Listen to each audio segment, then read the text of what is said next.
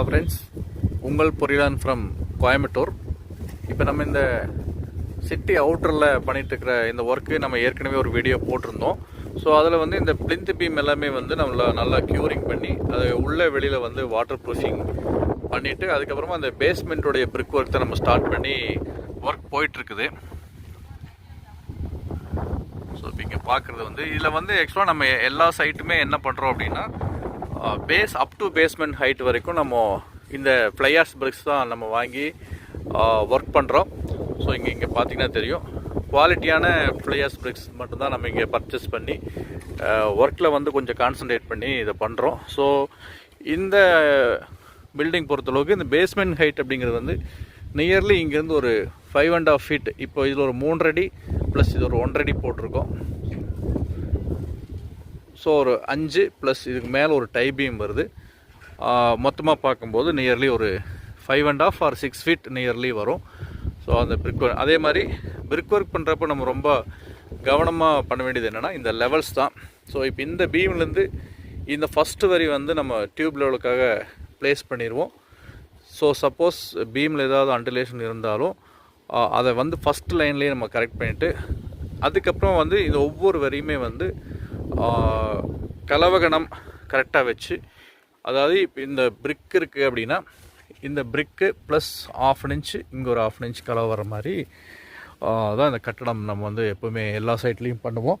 So அதே முறைப்படி தான் பண்ணி இப்போ இந்த டாப் வந்து பர்ஃபெக்டாக டியூப் லெவலுக்காக நம்ம இங்கே ப்ளேஸ் பண்ணி வச்சுருக்கிறோம்.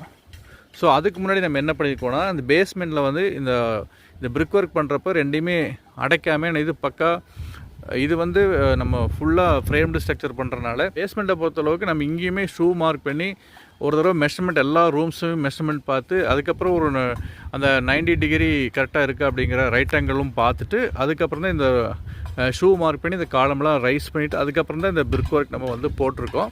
ஸோ அதே மாதிரி பிளாஸ்டிங் பண்ணுறப்ப என்ன பண்ணுவோன்னா இந்த ஜாயிண்டில் எல்லாமே வந்து மெஷ் வச்சு உள்ளே வெளியில் பிளாஸ்டிங் பண்ணி அதுக்கப்புறம் தான் டபுள் லேயராக, ஏன்னா இது 5 feetங்கிறதுனால நம்ம 2 லேயராக மண் அதாவது கிராவல் போட்டு ஃபில் பண்ணி அதுக்கப்புறமா தான் அடுத்த வேலைக்கு போவோம்.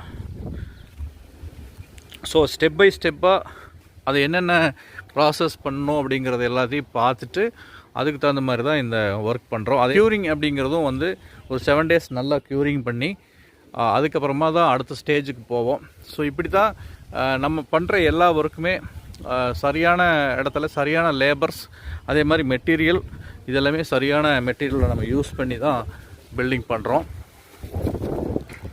இந்த ஃப்ளையர்ஸ் பிரிக்ஸ் வச்சு நம்ம ஏன் இந்த பேஸ்மெண்ட் கட்டுறோம் அப்படின்னா, இப்போது கண்ட்ரி பிரிக்ஸை வச்சு பண்ணும்போது சப்போஸ் வந்து பச்சைக்கல் வந்து வந்தால் அந்த இடத்துல அது டேம்னஸ் வரக்கு வாய்ப்பு இருக்குது. அதே மாதிரி டெர்மைட்டு வந்து பிரிக்கில் ஈஸியாக டெர்மைட் ஃபார்ம் ஆகும். பட்டு நம்ம ஃப்ளையர்ஸ் வச்சு பிரிக் வச்சு இந்த பேஸ்மெண்ட் பண்ணும்போது அது உள்ளே வெளியில் பூசிக்கிறதுனால அந்த டெர்மைட்டில் வந்தும் கரையான் பிடிக்கிறதுல வந்து பில்டிங் பாதுகாத்துக்க முடியும். அதனால் எல்லா சைட்லேயுமே ப்ராப்பராக இந்த ஃப்ளையர்ஸ் பிரிக்ஸ் வந்து அதுவும் தரமான நல்ல குவாலிட்டியான ஃப்ளையர்ஸ் பிரிக்ஸ் வாங்கி தான் நம்ம இந்த பேஸ்மெண்ட் ஒர்க் பண்ணுறோம். ஸோ அதுக்கப்புறம் நமக்கு பிளாக்ஸ் என்ன பிளாக்ஸ் வேணாலும் கட்டலாம். சிலர் வந்து போரத்தம் கேட்குறாங்க, சிலர் கண்ட்ரி பிரிக்ஸே கேட்குறாங்க. அப்படியே கண்ட்ரி பிரிக்ஸ் வாங்கும்போது கூட அது ஒயர் கட் பிரிக்ஸாக நல்லா அந்த ஐஎஸ் என்ன சொல்லுதோ அதுக்கு தகுந்த மாதிரி அந்த சர்டிஃபைடு மெட்டீரியல் மட்டும்தான் வாங்கி நம்ம சைட்டில் யூஸ் பண்ணுறோம். ஸோ இதுக்கு அடுத்த ஸ்டேஜ் என்னங்கிறத அடுத்த வீடியோவில் பார்க்கலாம். தேங்க்ஸ் ஃபார் வாட்சிங் திஸ் வீடியோ. இந்த வீடியோ உங்களுக்கு பிடிச்சிருந்தா இந்த வீடியோவை லைக் பண்ணுங்கள், கமெண்ட் பண்ணுங்கள், ஷேர் பண்ணுங்கள். மறக்காமல் என்னோடய சேனலை நீங்கள் சப்ஸ்கிரைப் பண்ணிக்கோங்க.